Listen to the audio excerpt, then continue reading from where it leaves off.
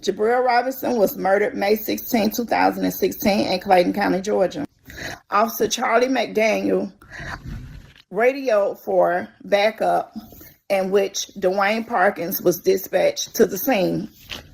Once Dwayne Parkins arrived on the scene, he came in contact with my son and immediately shot him in the back of his head.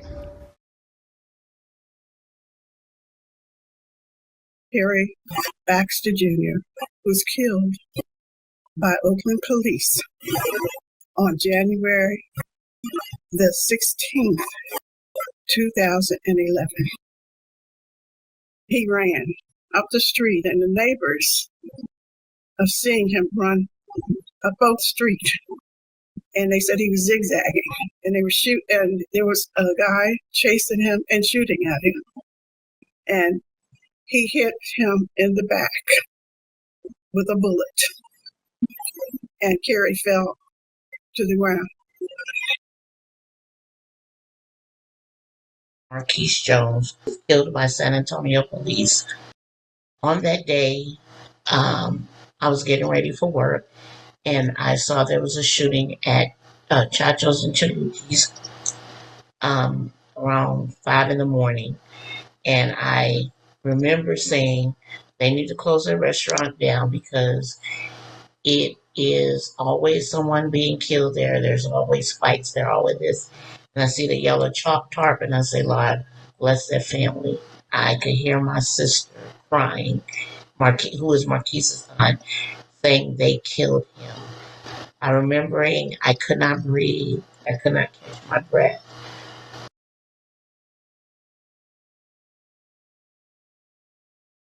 Jacob Dominguez was murdered by San Jose Police Department on September 15, 2017. Officer Michael Pena, part of a covert response unit, on unmarked cars, no sirens, no lights, plainclothes officers boxed in Jacob, killing him within 20 seconds of having him contained. No de-escalation. After he was dead, they put in the canine to maul up his throat. My name is Monty Benjamin, the mother of Javis Benjamin, who was killed by Officer Lynn Thomas of the Avondale State Police Department on January 18, 2013. Javis was not looking in the direction of Officer Thomas. He was engaging with the people in the community. Officer Thomas began to move backwards. Javis then looked in his direction. At this time, Officer Thomas then shot Javis twice, once in the heart and the other in the lower abdomen with his hands raised. My name is Adrienne Hood, the mother of Henry Green V, who was killed by 2 plainclothes police officers here in Columbus, Ohio, June 6 of 2016. Many of the witnesses that were outside said that the officers never identified themselves. They jumped out the vehicle, all while firing at my son. My son, Henry, was shot 8 times from a total of 22 bullets that were fired at him. And he lay on the sidewalk and took his last breaths. My name is Janet Baker. My son was heinously murdered by someone who was supposed to serve and protect him. When I wake up in the morning, my son is the first thing on my mind. When I go to bed at night, I labor. Did I do the right things? Did I make the right calls? Did I align myself with the right groups? Did I speak out for justice enough? Or did I say the wrong things? Did I somehow hinder getting justice for it? My name is Geraldine Brown Bluford, the mother of Alan Dwayne Bluford, who was killed by Oakland Police Department officer Miguel Masso on May the 6th of 2012.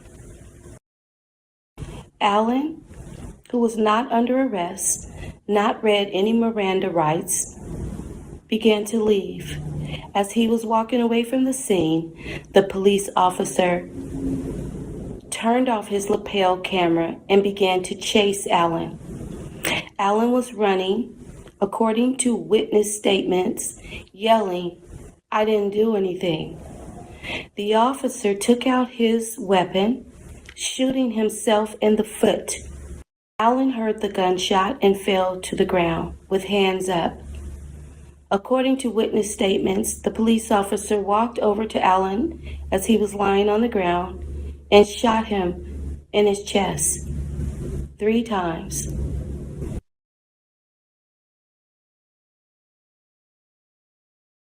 My name is Sheila Banks, the godmother and auntie of Corey Jones that was killed by Newman Roger, October 18, 2015.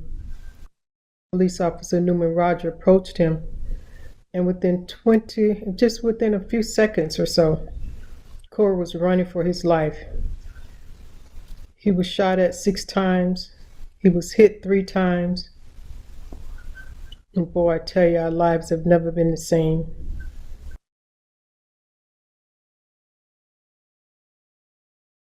My name is Kathy Scott Lights, mother of Jarvis Lights, who was killed by a Georgia State Trooper on December 29, 2017. They stated that Jarvis exited his vehicle. There was no body cam or dash cam to confirm this statement. It was reported that Jarvis attempted to return back to his car when Officer Nolan attacked him from the back of his body. Jarvis came back up out of his car after he found what he was searching for with his arms raised in the air. State Trooper Nolan stated that he didn't know what that object was in Jarvis' hand, and he shot Jarvis in his right upper shoulder arm. And the object that was in Jarvis' hand was his cell phone, which was found next to his body after he had been shot on the ground, bleeding out.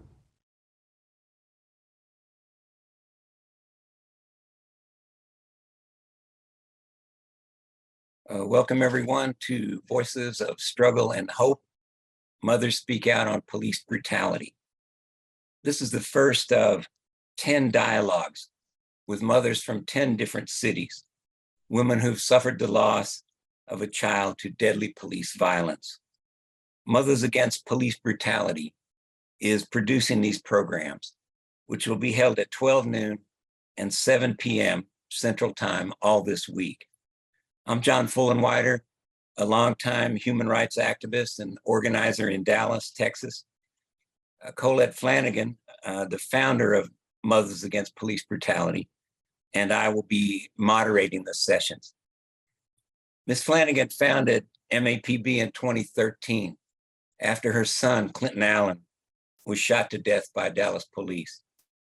Clinton was 25 years old, a father of twin sons, and was unarmed when he was shot 7 times by a Dallas officer, once in his upper arm as if it were being raised, 5 times in his chest, and once at close range in the back.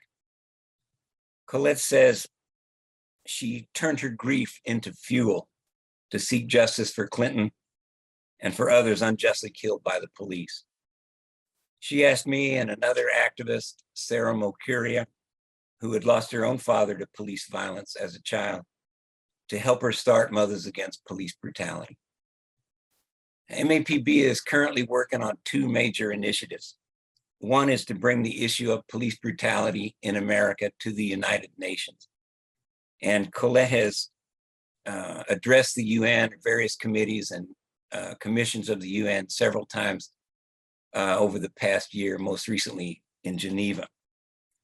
The other major initiative is the MAPB Fellowship Legacy Program. Now, this is an effort to support the work of mothers in 10 different US cities. The 10 fellows, they already have a track record of advocating for their children and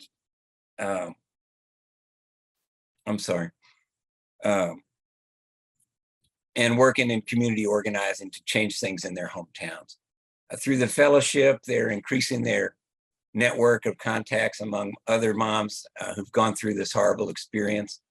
And they're learning skills, new skills and experiences that'll help them to become leaders in the broader movement across the country to change policing. The fellowship program is a key part of MAPB's plan to grow a national network of moms who've been through this horrible experience, and to tap into their wisdom and their passion for justice for their own children and for all children. This brings us to Dalphine Robinson, who is one of the MAPB fellows and who'll be sharing her story later in the program. It's good to be here with you, Ms. Robinson, and we look forward to your testimony. Before we go deeper into that, though, let me introduce our panel. First, Kiana Jones is a political and social justice activist and community organizer currently with the New Georgia Project. Ms. Jones, you've been involved in so many things, from being a school board member in Roselle, New Jersey, to being a key player with the National Association of Black Defenders. But tell us a little more about the New Georgia Project briefly. New Georgia Project is a voter education and civic engagement organization that exists to organize the new American majority. That's Black people, Latinx, AAPI, LGBTQ+, young people, and all who have been historically marginalized, who are now in the majority, but are being unfortunately represented by those who are in the minority. We work to organize those communities around civic engagement and political education. Thank you. Thank you very much. We have a journalist who's going to join us in process, I hope, Patrick Washington with the Dallas Weekly. And it looks like we also have Ms. Kathy Likes with us. Good afternoon, good morning, Ms. Likes. Ms. Robinson, I'm wondering if you would start off by just telling us about your son, Jabril.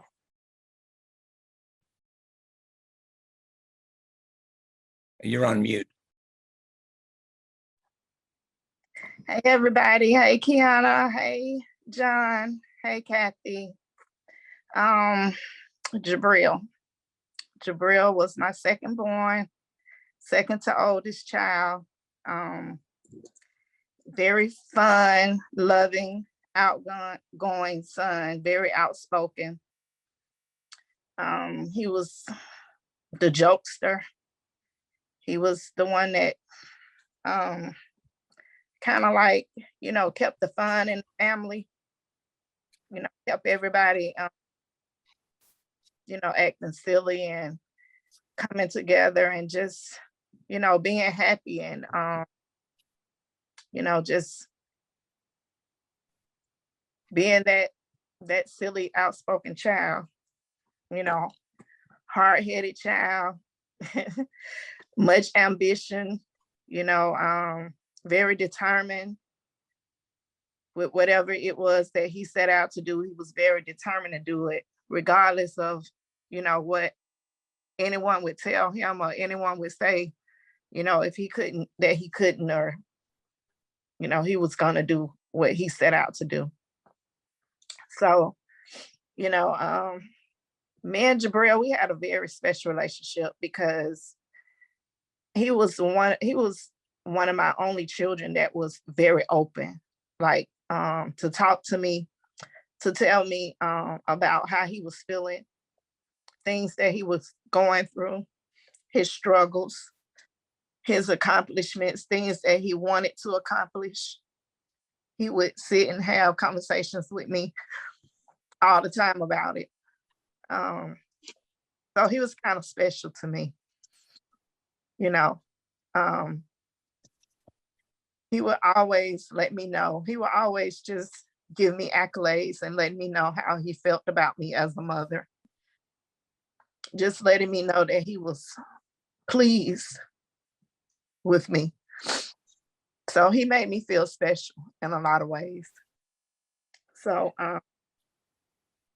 it's so often that in the aftermath of a police shooting, that the victim of the shooting is vilified in the press and made to look like the worst possible person. Right. And of course, and the department will do it as well, partly to take away their humanity so that no one wonders if perhaps the shooting was unjust or unwarranted, you know. Yeah. And Jabril was, how old was Jabril? He was in his early 20s, wasn't he? He was 23. He was 23 years old. Yeah. No kids. Even though he had ambitions to, have a family one day. But he just wanted to make sure that he was able to provide and do those things that he needed to do, for his family if he, wanted to have a family one day. So he had a lot of goals that he wanted to accomplish and a lot of things that he wanted to do, in life, for his sisters and brothers as an example, to help them on life, as well as he always said that he wanted to make life easy for me, whatever that meant for him. Right. And he would always say that. He would always say, "Oh, Ma, I'm gonna make it so you don't have to work so much, so you won't have to be working 2 jobs," and just different things like that. He would always be about family, about love within his family, and not just with his family, with his friends. I still have numerous of his friends that call me, that come around.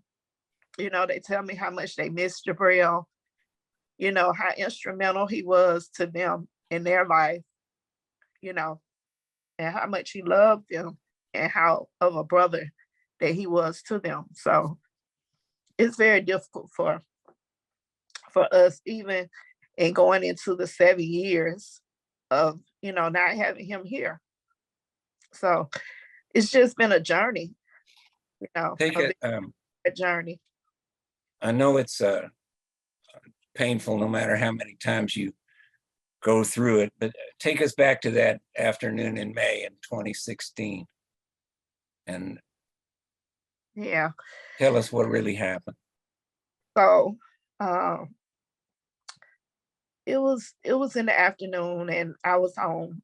It was on a Monday, and I never work on Mondays because I always would help my husband with his business. He had a security business, and I would always help him on Mondays. So I was home, and I received a call from Jabril, and I had missed the call. I don't know what I was doing at the time, but I came back to my phone. I was like, dang, Jabril called me.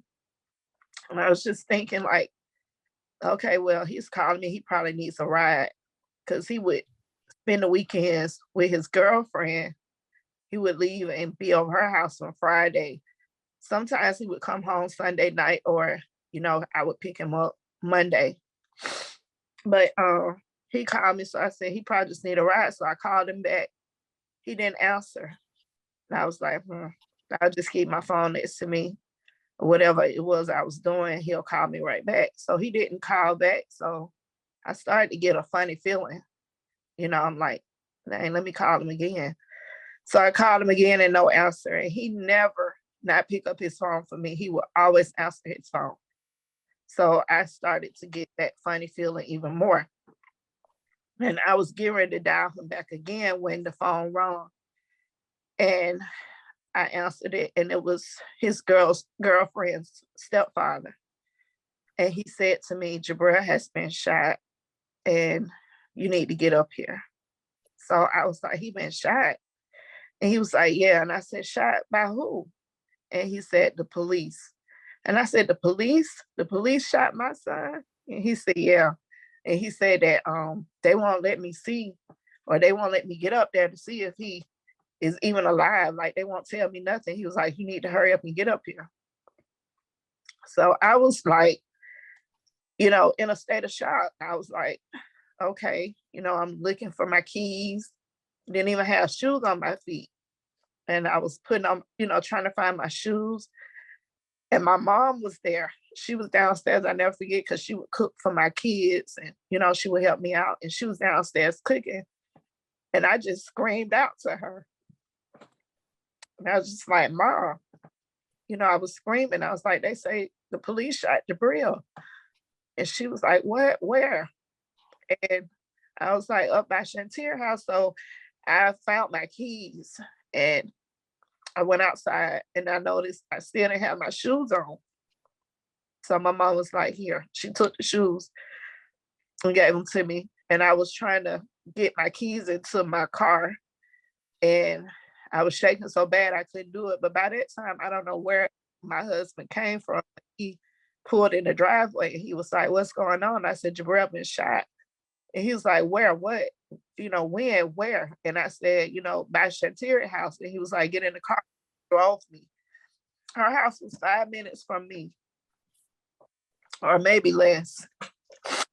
And it took forever for me to get there. Like, everything was stopping me, the lights, whatever. But when I finally got on the scene, I could see they had it taped off. I could see his things scattered all over the ground. And I couldn't see if he was there or not. But before my husband could even put the car good in park, I jumped out. And I started to run up the hill, because it was like a little hill. And I started to run up the hill, but I was met by officers. And they were telling me that I couldn't go up there. And I was like, that's my son, and I want to go. Let me go. So I was kind of like tussling with them to get up there, and they was holding him, and my husband came. He was like, no, don't touch her. And he grabbed me. He was holding me. And he was like, what's going on? And the police chief, Michael Register, I'll never forget, he came down, and he was walking down with another officer, a Black officer. And I never forget the look on this officer's face. He looked at me, and he just dropped his head. And I said, is my son dead? And the police chief said, he's at Southern Regional Hospital, and that's where you need to be. That's where you need to go. So, we got in the car, we drove there to the hospital. When we got to the hospital, we was put in a room, and we was told that they didn't have any information, but they put us in this room and told us that they would get back with us. Because I told the nurse, the lady at the desk, that my son had been shot by police. So she put us in this room. As I was sitting in the room, I was sitting next to where the blinds were. And I could see out of the blinds, and I could see the police chief, another police car pulling up in the ambulance. So I was told that my son was at the hospital, but I believe I got there before he did. Oh, my husband, I said, I think they just bringing Jabril here. And so I jumped up and I went back to the desk, and I was like, I think they bringing my son in here. I just need to know if my son is alive. And she said, okay, I'm gonna get the information. Just give me a minute. So my sister, who is a physician assistant, was working at that hospital. I called my sister. I said, anybody at this hospital can give me any information on Jabril, because he's been shot by the police, and I need to know if he's alive. And she told me, just hold on. I'm going to get you some information. And she did whatever it was she was doing. And then I had a nurse to come in and tell us that, that Jabril had been brought to the hospital, that they was working on him, and they was going to and talk with me. So I said, okay. So I'm thinking, they telling me, okay, they working on him. I'm thinking he's not, he's still alive. He's not dead. But I think, I don't know how much time passed, because you just don't really know. But time would seem like it was forever. And another nurse came in with the police chief and said that they had regret to inform me that Jabril didn't make it, that he was dead. And I looked at my husband. I told him, I said, I said, my son was dead before he got here. And they let my son lay on that ground, and they didn't allow me to see him. And they're not, allow me to see him now. And I wanted to leave because I couldn't even breathe. I couldn't even breathe. So I called the girlfriend and I asked her, I said, what happened? what happened? Because they wasn't really giving me information. They were saying that Jabril was into an altercation with the officer, and the officer had to shoot him because they said that he had a gun. So I went back to the girlfriend. I called her when I was leaving the hospital. I said, I need to come there and talk to you. And she said, okay. She said, is he okay? And I said, he's dead. And she just went crazy. I could hear her screaming all in the background. So when I got to their house, her mom was like, I know good and well they did not kill him. And I said, yeah, they did. And, and I was asking her, what happened? Why did this occur? What happened? And she said, oh, him and Chantel was getting into it like they always do. And I told them to leave and they wouldn't leave. And I called the police. And she said, but Jabril left before the police even got here. And when they got here, I told them that Jabril had already gone, that we no longer needed them, that he had already left.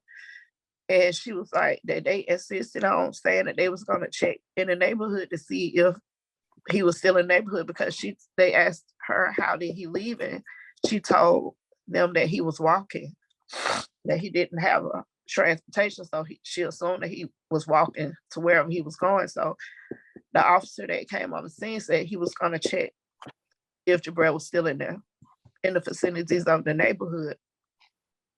And from that point, it's been so many stories that they said, that Jabril, the officer came upon Jabril and they had a brief interaction, and Jabril took off running, and he also pointed a gun at the officer.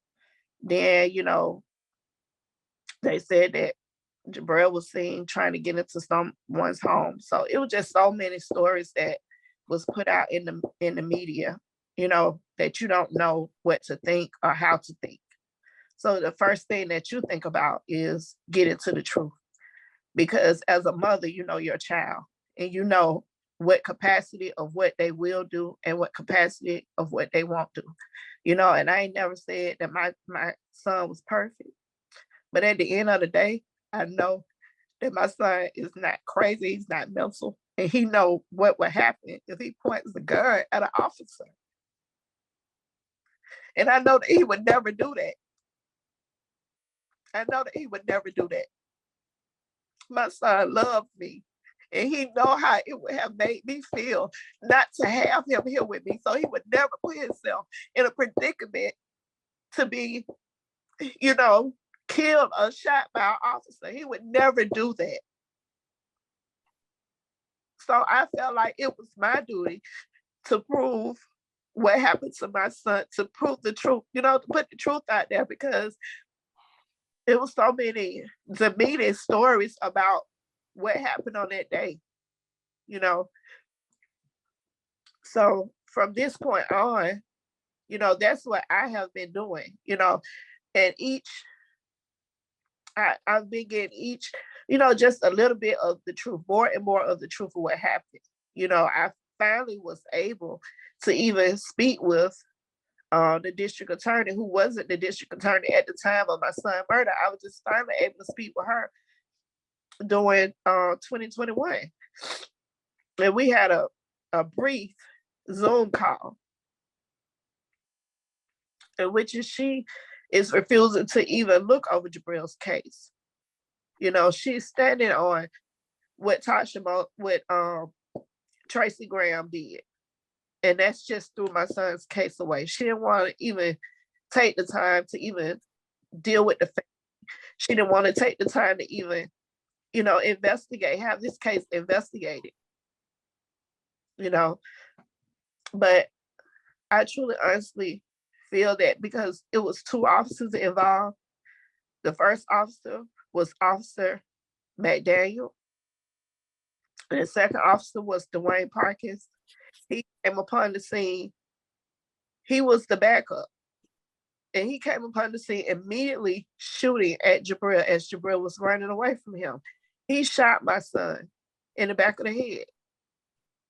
Now you have two officers on this scene. If my son was such a threat, why didn't the first officer, resort to those measures? Why did the second officer come on the scene and just begin shooting at my son? The one of the things that comes up all too often is a person running from the police who's shot in the back, and in your son's case, as you said, in the back of the head.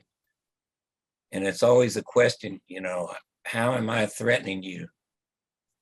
How is a person threatening an officer if they're running away from, you know? Right.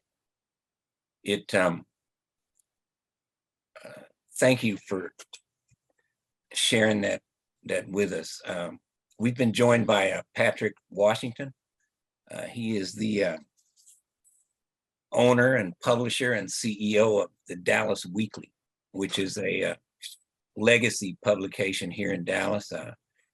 It's been in continuous production since 1954, never missed an issue, and has made the leap somehow to the digital age. And I just want to welcome Patrick to the conversation, and appreciate you being here, Patrick. Thank you for having me, John, and everyone here. Appreciate the time. We, Ms. Robinson, we're gonna reflect some and maybe ask you some questions about your experiences in the aftermath of Jabril's death. And our goal there is to try to, by looking into Jabril's murder, explore some of the issues around police violence against the public, around these kinds of shootings. And I wanted to ask Patrick if he might talk a little bit about how a person who is shot by the police is usually treated in the media, especially if there's no video or anything like that. Well, that is a layered question, because it really is one-sided in one sense and then a system on the other side. So we are legacy Black papers, so we typically have a little more tentacles into the community to talk to people. But what I think all the listeners and the audience will notice is the media is on the side of police. You know, that is typically the relationship between what we call mainstream media and police officers and police departments. So even if you'll notice in news reports, if something happens that police shooting, anything like that, they will get and they will quote the police officer's statements on the issue as if it is what happened. And as the last 10 years, especially since the last 5, have proven that, we know that those accounts typically have let's say a veneer of police as the hero kind of air. You know, it's like, according to officers, such and such happened, as if just the mere idea that a police person told you that is the authority, is the truth. And there's no real examination of that within mainstream media guidelines. So typically the person who is on the receiving end of police misconduct is a villain, according to the material. You know, they'll look for, you know, images that kind of reflect that attitude. Typically, they're going to reinforce any small detail of the person's life that may be seen negative in the society, even if it's not widely accepted as a negative behavior. I bring up like marijuana possession or something like that. Most Americans don't care about that, but it's a law that you've broken. Therefore, it is justifying the legal response of police overreach or misconduct or whatever. And so I hope that, you know, and especially with the younger community, that with everything that's happened with social media, with the exposure of police misconduct and brutality within our community and others, that level of, you know, just standard trust or foundational trust is at least questioned. And everyone watching mainstream media, just to get information, should always understand that the mainstream media, and I don't mean to say that in some weird conspiracy theory, what I mean is corporate-backed, politically linked media that has tentacles in that arena. They are in a relationship with the people who run those institutions. They like them because they give them quotes and access to information, even if it is doled out in a PR press release kind of standard. They have a relationship with them. If I you know, to detract a little bit, if anybody watches like Law and Order, understand that's a pro-police show. And so if you even listen to some of the dialogue within it, and it goes into media, it is kind of reflective of what those institutions want you to feel about them. They're the good guys. So if they push back on, let's say, the defense lawyer in response, because in the real world, that person may be defending someone's right to, you know, speak or whatever, that person is the villain of that episode. The person that speaks on behalf of the community in certain aspects of those shows are the villains of those shows. And that is the same thing as in news media. The person who the police have had to, remember that's the goal here, is had to respond to, is the villain. And even if they have done something, let's say benign or, you know, lesser than what you would say a shooting is, the person has now broken the law. So there's some justification for the action so that you can even move the conversation towards a pro-police state instead of saying, well, this person completely overreached, was out of line, did not follow procedure, they should be punished. Now it's, well, there's a reason why we should give them the benefit of the doubt, always. And that is the relationship between all forms of media, whether that be news media, entertainment media, you know, political media. All of it is in symbiosis with kind of the general national narrative. You know, you're supposed to want to be patriotic, so they're going to show you images of patriotism, and we're not going to talk about the things that the country's done to its own citizens. You know, we're not going to do that, because that goes against the narrative that we all link to, or we're supposedly linked to, that makes us all this one big kumbaya melting pot, and it's all been good since 1968 when, you know, racism ended. And that's where the media likes to keep things. And to be quite frank with you, I don't necessarily, I do blame them for it, because I do believe there should be more critical analysis of things and their things. But in the same vein, those people are at the end of a paycheck. You know, a lot of the times you'll see that the face you're seeing on the news screen is not the journalist that's doing the reporting. You'll hear the same quote as according to police, as according to the New York Times, according to the Dallas Morning News. They're not reporting news. They're aggregating stuff that happened and pushing it through, unfortunately, whatever corporate lens their particular entity is structured to be. If it's Fox News, for example, it's the right-wing extremist Republican, taxes are bad for the rich thing. So they're going to stream all the information through that lens. On the other side, if it's MSNBC, it's the progressive, liberal, you know, left-wing side. So you're going to see that same information stream through that. The same topic will be raged on one side and lamented on the other. And it's all just about information funneling to an audience to make them believe or think in a certain way that achieves a certain agenda. It's not a bad thing, this word agenda, because understand that unbiased media is a new form even today. If you go back long enough, every newspaper had its agenda. It was for the community they were serving. So it had propaganda. I think, crazy, I think the New York Times was the first kind of almost unbiased thing that happened.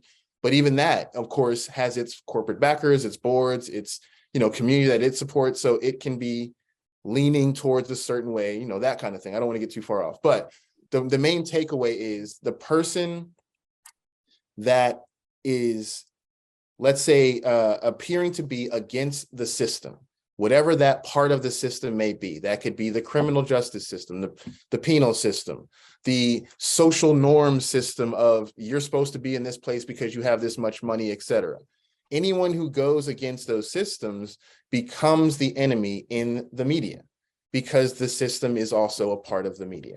There are alternate media that you can partake in. I can't tell you that they're all unbiased. A lot of them lean into what they lean into because they are focused on that thing. Think of it as niche marketing.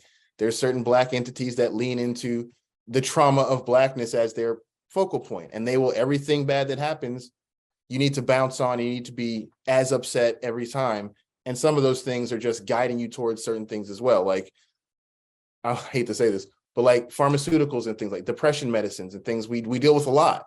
So now there's been a market that opens that says, well, if you're into healing, here's the market for that. Now let's push you towards it, you know, and that is unfortunately another side of the media. It's also an advertising industry. it needs you to pay financially to watch it. And so unfortunately with our community, a lot of that is our trauma and our oppression that becomes the source of revenue, whether it be the prison industrial complex or the civil rights, which is now the social justice industry that can pick up on the thing. And, it's very nuanced, it's very complicated. But as a person just watching it, understand that you're watching something that has been manufactured for you to see. This isn't like watching it in real time. You're seeing it through a lens, always. I hate to say, even through us, we're seeing it through the African-American media lens. So we're going to be putting context to our experience through that. But the goal is to have the information can be sourced. That's what's most important. Sourcing information and things like that, because you know who's saying what. And if you keep hearing, according to police, guess what the information you're getting? You're getting what the cops want you to know. If you heard according to police, according to witnesses, according to family members, now you're getting a clearer picture of what might have happened and you can draw your own conclusions. But at the end of that story, I guarantee you, if it's a mainstream source, probably not the left these days, but if it's a right wing, definitely, and if it's even a center, you're going to get more leaning towards the police are right and everyone else who's going against that is wrong. And I'll stop talking now. Thank you. Wow, that's good, man. You're easy to interview because you just ask one open-ended question and you get a whole treatise. That was fantastic. Dalphine, I know that that's what happened in Jabril's case. And it probably took a while for you all to get anything out about the family and who he really was. Was that the case?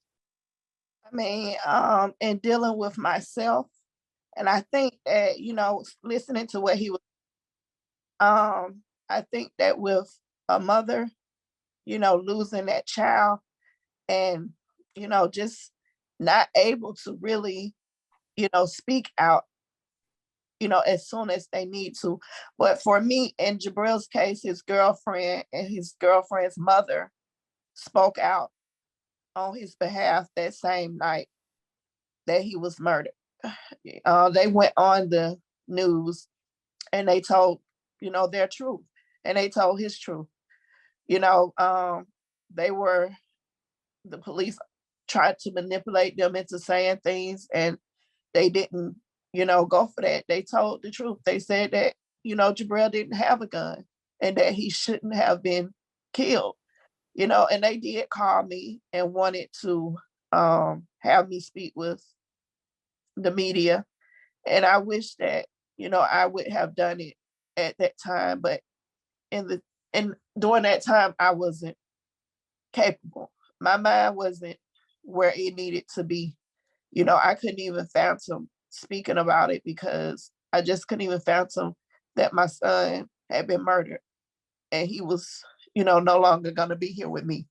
So with me going through that, my purpose and my goal is that when mothers, when other families and mothers and fathers, go through this, to just be an advocate for them, to try and help them navigate their way through it, because we already know, how they operate, how they coming, what they're going to say and do. So, we've been through it. So I feel that, it's my duty to help another family, to let them know, hey, this is what we need to do. You need to get on, get in touch with some type of media and tell your truth, tell your child's truth. Let them know what's going on, because the longer you wait, the harder it is for you, to get the truth out there. The longer you wait. So, yeah. Thank you. Ms. Jones, some of your thoughts. Definitely leaning into what Patrick talked about regarding bias in the media. Aside from the fact that when our children are killed by the police, they are vilified, they are criminalized immediately, there is also a very distinct coddling of white people who are killed by police and an adultification of Black youth who are killed by police. You can see with the case of Kyle Rittenhouse, when he was tried. Kyle Rittenhouse was repeatedly referred to as a teen or a youth or a boy, even after he reached the age of 18, when his trial actually occurred, he was still being referred to by mainstream media and the Associated Press in particular as a teen or a boy or, again, a youth. Then you have a teenager like Vincent Truitt, who was only 17 years old at the time that he was murdered by police. He was referred to as a Black man. Same thing, in the case of Tamir Rice, Black man, and he was a youth. The child was 13 years old. Like, how do you make him a man? Simply because he was murdered by police, and you need to skew the views and opinions of the public to make sure that the police have the support of the community. I find it ironic when we look at so many things that happen, not only in the media, but even in the way these cases are treated as they go through the court system, and many times don't make it. There is a blatant disregard by district attorneys when it comes to the killing of Black men by police. You see in Jabril's case, it doesn't even make sense that the new DA will not even look at the case.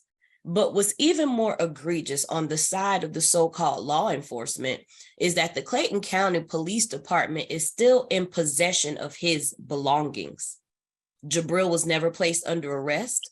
He was never in the custody of Clayton County Police. However, they have his property, and they refuse to return it to his mother.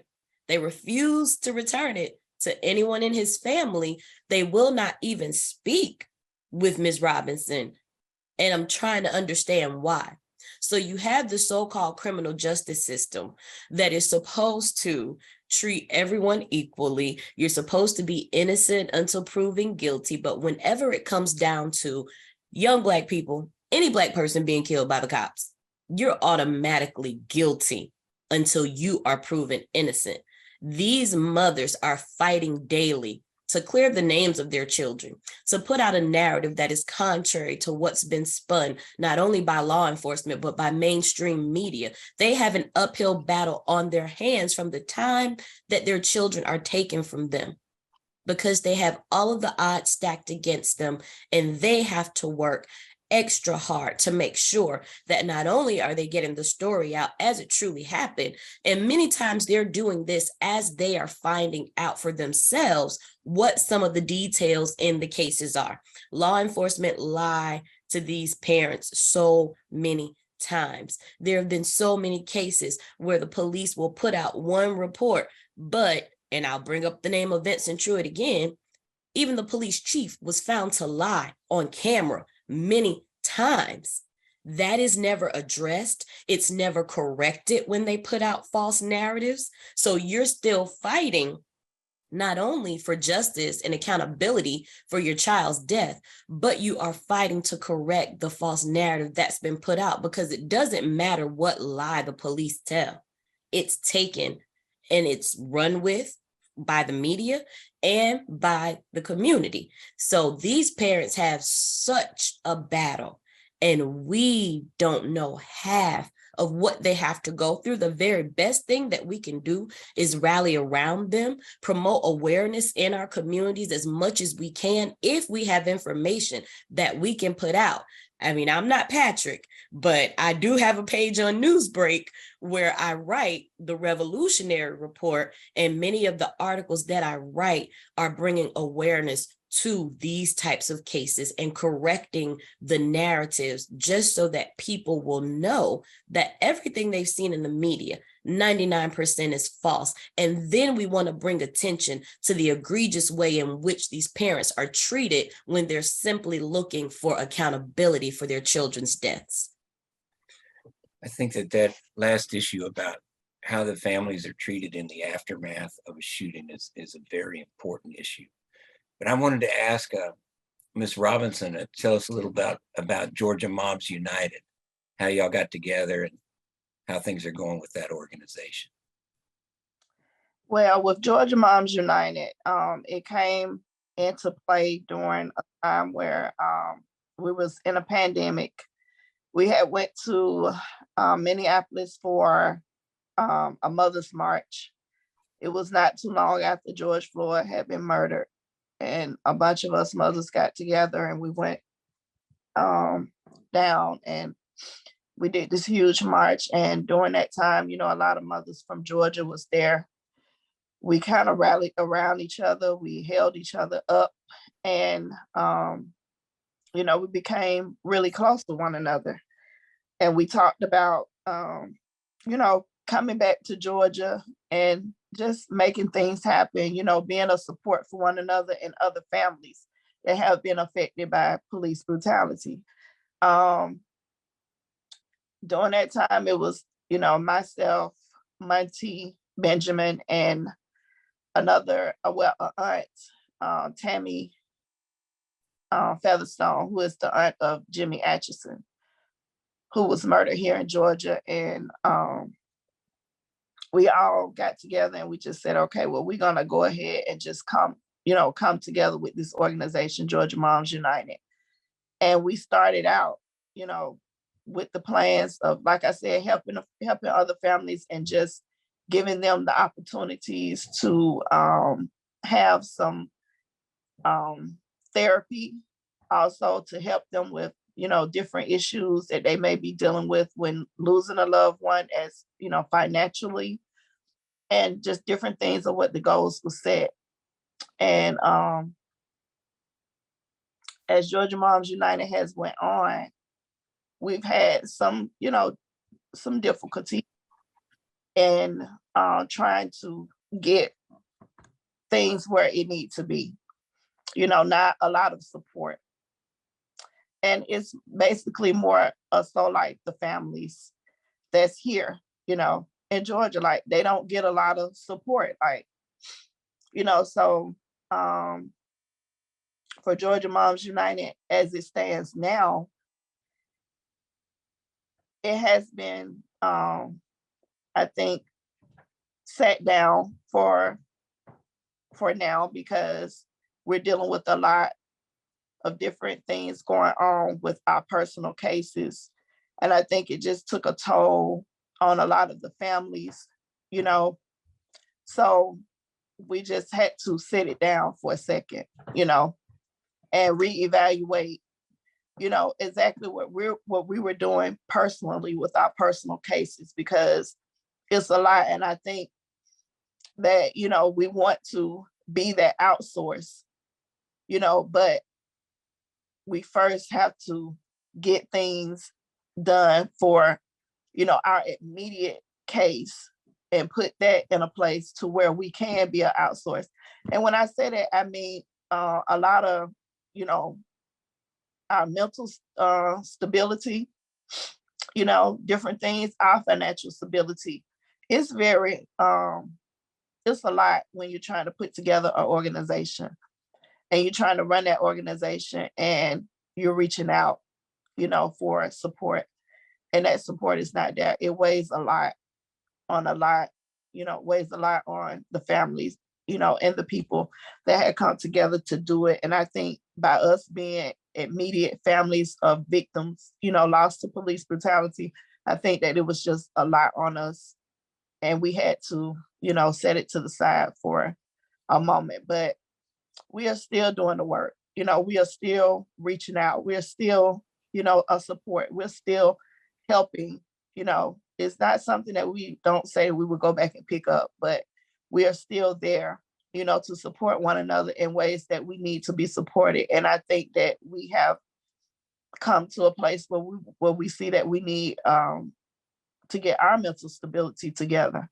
Because before you can do anything to, reach out and help someone, you got to be ready and stable within yourself. So a lot of us agreed to that as us being family. So it hasn't been put away, but it's sitting down for now. So, but Georgia Moms United started, it set out to help families that were, affected by police brutality. And we are still, in that fight of doing so. Let me step back and and get your all's thoughts on a broader scale.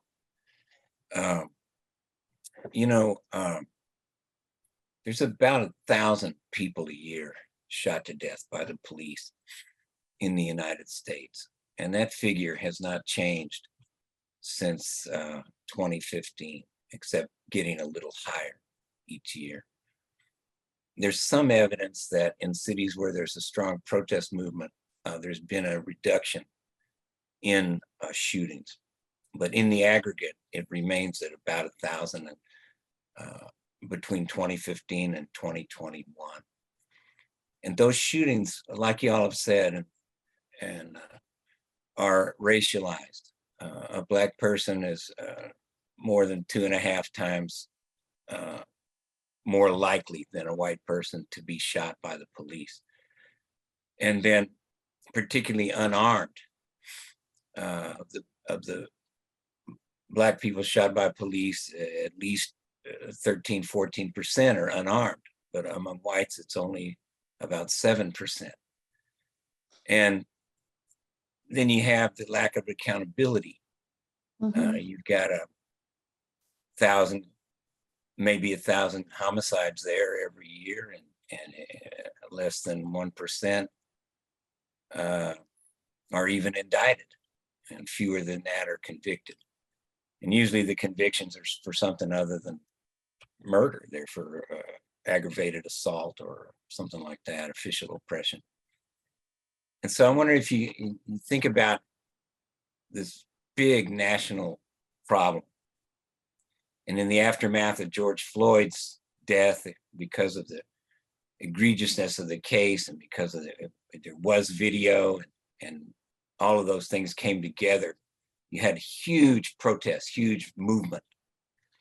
And yet when it got into Congress, there was no change, no reform, no legislation passed. And so I'm just, if we think of the deep humanity of each of those people, if we think every one of them is what we know as a person that we know, like we know a little bit more about Jabril now, or Clinton Allen, or many others that I could name, of course.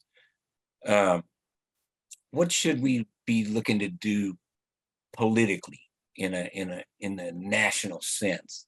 And Ken, let's start with you.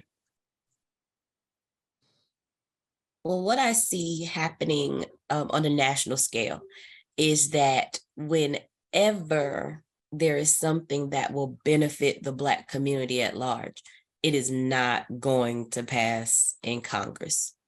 We are looking at the George Floyd Justice in Policing Act. We are looking at the John Lewis Voting Rights Act.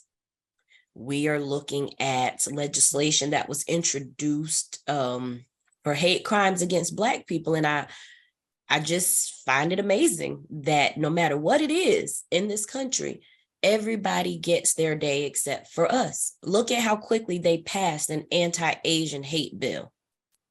Where is that for Black people? Right now in this country, there's a huge conversation going on about anti-Semitism, but what about anti-Blackness?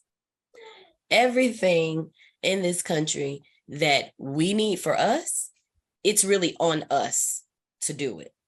And my suggestion is that we start locally, because when it comes down to legislation, if there is no federal protection, if there is no federal guidance, then you are governed by your local ordinances, state constitution, or whatever it is on a local level. So if you live in a city, you have a city council that will pass resolutions and ordinances. If you're governed by a board of commissioners, they will do the same. And then your state legislature also. So I suggest that we put pressure on our state legislators. I suggest that we put pressure on our city council members and county commission members.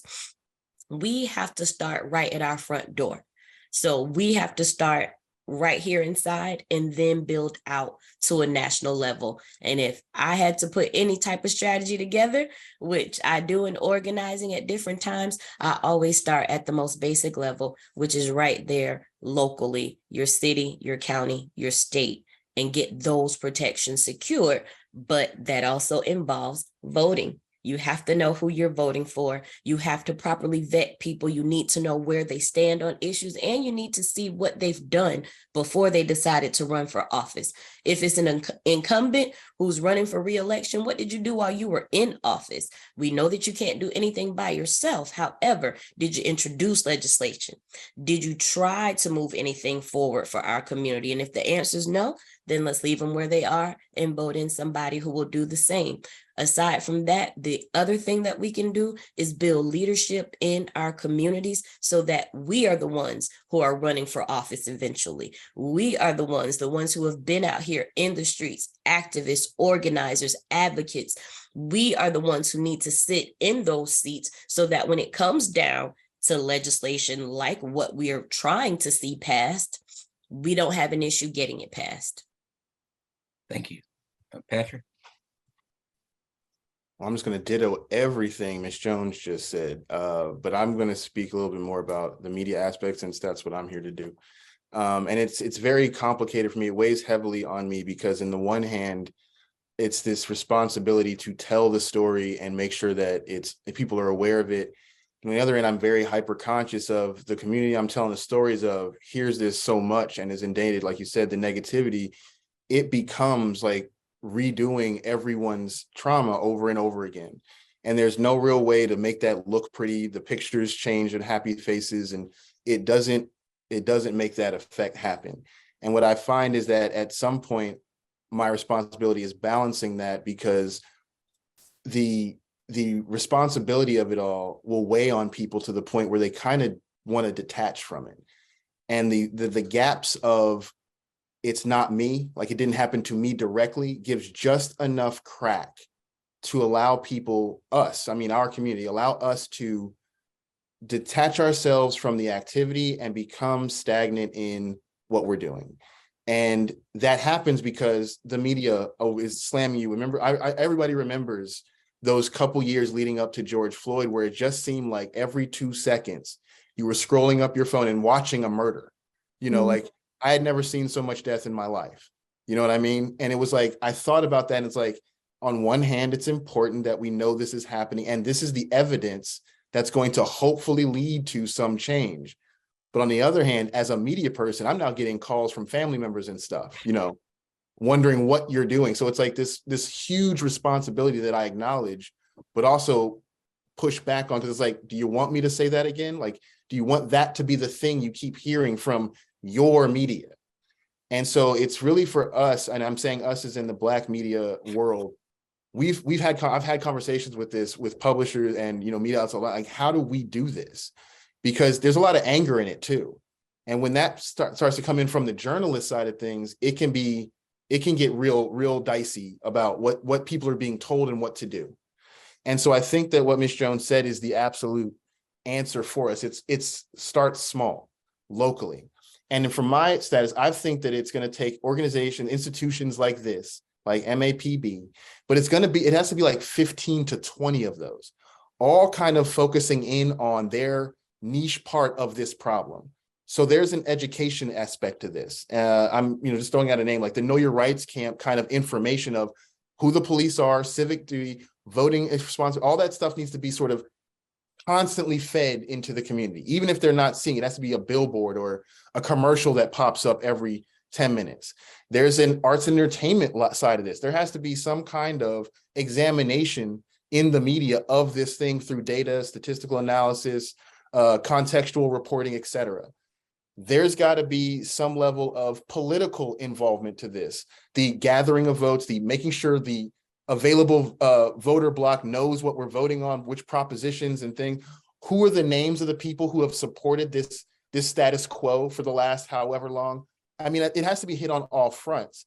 And as a media entity, we're kind of putting our finger in everyone saying, tell me what you know, tell me what you know, tell me what you know, and then coalescing around the community. Like, hey, here's everything that's being said. Our job is to make all that stuff make sense to the person who goes, I have no idea what's going on, but I'm concerned. Where should I start? It's like, just like I said, small. Here's what's happening. There's 1,000 people a year unarmed killed by police. In Dallas, Texas, that's where you start the next part of the conversation. There are this many. Right. And if you at all care about that, here are some ways for you. And they have to be able to touch you. Like I've found that when we do things like we do small business stuff. Like we reach out because what we found is most people don't know how to use marketing. They just sort of know the word. And I don't mean to cut you short, but we've got 1 minute left. Oh, I'll shut up. And I want to give the last thoughts and reflections to Miss Robinson. Okay, absolutely. So thank you all both. Thanks everybody so much. And Delphine, if you'll close us out, we'll be good. Yeah, I just wanted to say thank you all for coming out today, you know, for hearing my truth, hearing Jabril's truth, for always, you know, standing in the gaps and being there. Kiana, I see Monty is on here, Kathy, you know, all of you guys, my sisters that, you know, stand with me at all costs. You know, I just want to say thank you. And, you know, just to continue to support me, to continue to support, you know, this fight for Jabril, for his, you know, accountability. And I'm so grateful to be a part of MAPB fellowship program. I want to thank you guys once again. Thank you. All right. Thanks, everybody. Anyone on the West Coast, thank you. In the middle of the country, thank you. On the East Coast, thank you. We'll have another dialogue tonight at 7 p.m. And then there'll be at 12 noon and 7 p.m. all this week. So come back and see us at one of those sessions. Thanks a lot, everybody.